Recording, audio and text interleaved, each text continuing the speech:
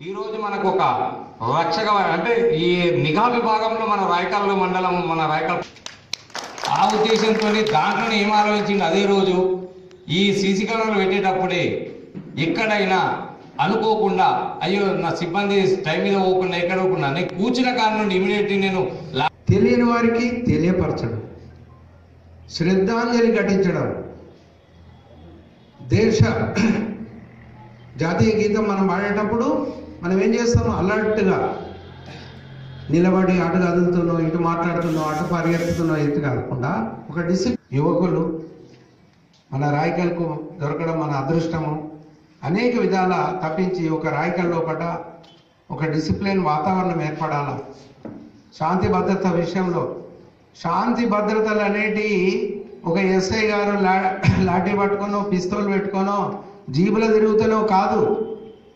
ఇక్కడ ఉండేటువంటి జనజీవన లోపల ఒక క్రమశిక్షణ, సోదర భావము, ఇక్కడ రాయకల్లో ఉన్నటువంటి వాళ్ళందరం మాది ఒకటే కుటుంబము.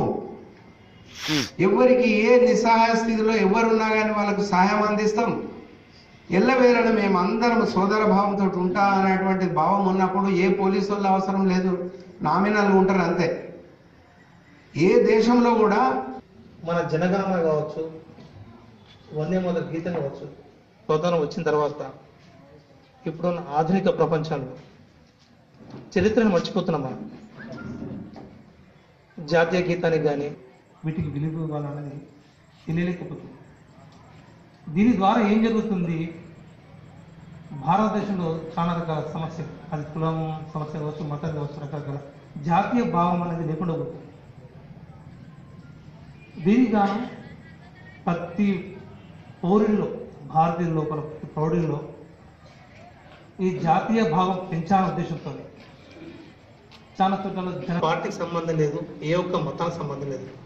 రాయకల్లో ఉన్న ప్రతి ఒక్క పౌరుని ఆలోచన ఉన్నది, ఇది ముందుకు తీసుకోవడం జరిగింది. అంతే తప్ప ఇది పార్టీలకు ఖచ్చితంగా దేనికి సంబంధం లేకుండా నిర్వహిస్తున్న కార్యక్రమం. ఇది చర్చా గోష్ఠి మాత్రమేనండి. ఇది దీని ద్వారా ఏమవుతుందంటే ప్రతి ఒక్కళ్ళు జాతీయ భావం, నేను నా దేశం, నా వాళ్ళు, నా ఊరు అనే ఒక విశ్వాసాన్ని గట్టిగా తీసుకురావడానికి చేస్తున్నది ఒక చిరు ప్రయత్నం.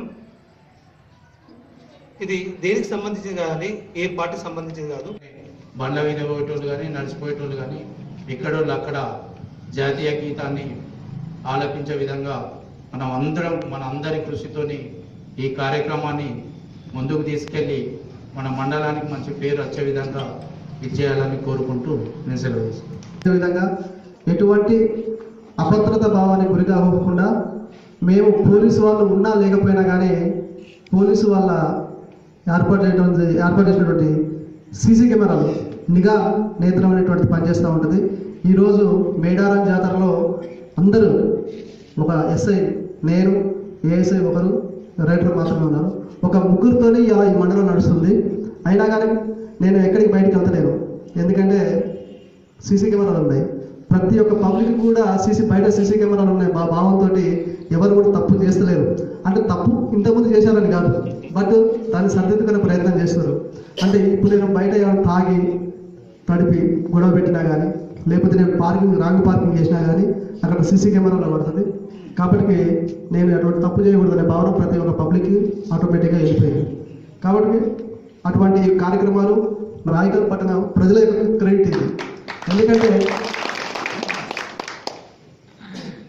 దీంట్లో నేను నామమాత్రుడిని, అంటే మీ ద్వారా చేయించేవాడిని మాత్రమే, కానీ చేసేదంతా మీరు. అంటే మీ వంతుగా దానికి సహాయ సహకారాలు అందిస్తూ ఈరోజు రాయకల్ పట్టణం కూడా నిఘా నేత్రాల్లో ఉందంటే మొత్తం కూడా మన రాయకల్ పట్టణ ప్రజల యొక్క గొప్పతనం. కాబట్టి ఇటువంటి గొప్ప గొప్ప పనులు మనందరం కూడా కలిసిమెలిసి చేసుకోవాలి. ఈరోజు నేను ఉన్నా లేకపోయినా రేపు ఇంకొక ఎస్ఐ గారు వచ్చినా కానీ అందరినీ మమేకం చేసుకుంటూ మన రాయకల్ పట్టణాన్ని ఒక యుద్ధ ప్రాతిపదికన తీర్చిదిద్దుకుంటూ పోవాలి, అభివృద్ధి పదంలో నడుపుకుంటూ పోవాలి. జగిత్యాల జిల్లాలో రాయకల్ పట్టణం అంటే ఒక గొప్ప విషయం, అంటే కంచుకోట లాంటిది, మీ అందరికీ కూడా తెలిసిందే. దాన్ని మనం ఒక అభివృద్ధి పదంలో నడుపుతున్నట్లయితే ప్రతి ఒక్కరికి కూడా రాయకల్ అంటే ఒక గొప్ప అవకాశం ఉంటుంది. దీనికి అందరూ కూడా పాటుపడాలని కోరుకుంటున్నాను.